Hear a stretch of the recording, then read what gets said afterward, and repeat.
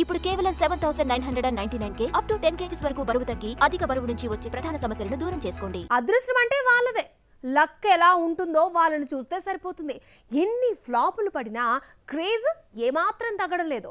Super craze ఉన్న హీరోయిన్సే ఫ్లాపుల్లో ఉన్న చేతి నిండా సినిమాలున్నాయి. ఇలాంటి ముద్దుగుమ్మలు ఎవరో చూద్దామా? శ్రీలీల డాన్స్ కు తప్ప పర్ఫార్మెన్స్ కు పనికి రాదంటూనే వరుస ఆఫర్స్ ఇచ్చేస్తున్నారు. నటిగా నిరూపించుకున్న సినిమా ఒక్కటి లేకపోయినా ఆఫర్స్ మాత్రం కిసిక్ అంటూ తలుపు తడుతూనే ఉన్నాయి. కెరీర్ లో పెళ్లి సందడి, ధమాకా వంటి 2 హిట్స్ తప్ప చెప్పుకోవడానికి 3 హిట్ లేకపోయినా ఆఫర్స్ ఏమాత్రం తగ్గడం లేదు. కథ, క్యారెక్టర్ గురించి ఆలోచించకుండా ముందు నుంచి సినిమాల మీద సినిమాలు చేసేసి ఐరన్ లెగ్ ముద్ర కొని తెచ్చుకుంది శ్రీలీల.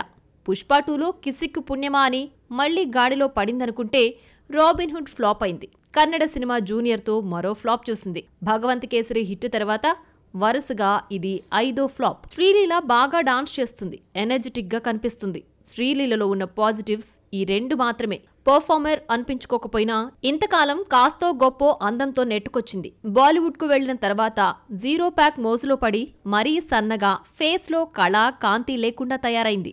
అయితే అదృష్టం శ్రీలీలను వెంటుండి నడిపిస్తోందనుకుంటా. తెలుగులో మాస్ జాతర, ఉస్తాద్ భగత్ సింగ్, తమిళంలో శివకార్తికేయన్ మూవీ, హిందీలో 2 సినిమాలతో కెరీర్ను బిజీగా గడిపేస్తోంది. మిస్టర్ బచ్చన్ ఫ్లాప్ అయినా హీరోయిన్ భాగ్యశ్రీ బోర్సే హిట్ అయింది. ఫ్లాప్ గురించి పట్టించుకోకుండా ఈ అమ్మడి గ్లామర్కు టాలీవుడ్ ఫిదా అయిపోయింది. వరుసగా 4 ఛాన్సులు ఇచ్చింది. భాగ్యశ్రీ ఎన్నో ఆశలు పెట్టుకున్న 2వ సినిమా కింగ్డమ్ కూడా నిరాశపరిచింది. మిస్టర్ బచ్చన్లో గ్లామర్ షో ఈ అమ్మడికి క్రేజ్ తీసుకొస్తే కింగ్డమ్లో అన్ఇంపార్టెంట్ రోల్లో గ్లామరైజ్డ్ గా కనిపించింది. భాగ్యశ్రీ రామ్తో జతకడుతున్న ఆంధ్ర కింగ్ తాలూకాతో తొలి సక్సెస్ చూస్తుందో లేదంటే ఫ్లాపుల్లో హ్యాట్రిక్ కొడుతుందో చూడాలి మరి. పూజా హెగ్డే ఫ్లాపుల్లో డబుల్ హ్యాట్రిక్ కొట్టాక తెలుగు సినిమా ఇండస్ట్రీ ఈ అమ్మడిని దూరం పెట్టింది.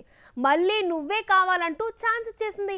పూజాకు లాంగ్వేజ్ తో సంబంధం లేకుండా అన్ని చోట్ల డిజాస్టర్స్ పడినా ఆ ఎఫెక్ట్ కెరియర్ పై ప్రభావం చూపించలేదు. వరుస ఫ్లాపుల తర్వాత పూజాను 2 పెద్ద ప్రాజెక్ట్స్ నుంచి తప్పించారు. ఉస్తాద్ భగత్ సింగ్ లో ముందుగా పూజానే సెలెక్ట్ చేసి చివరికి శ్రీలీలను తీసుకున్నారు. గుంటూరు కారంలో అయితే ఒక స్కెడ్యూల్ కూడా తీసి తప్పించారు.